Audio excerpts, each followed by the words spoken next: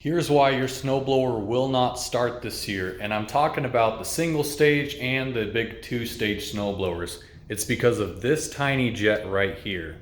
Each snowblower has their own carburetor. On this one, it's right here.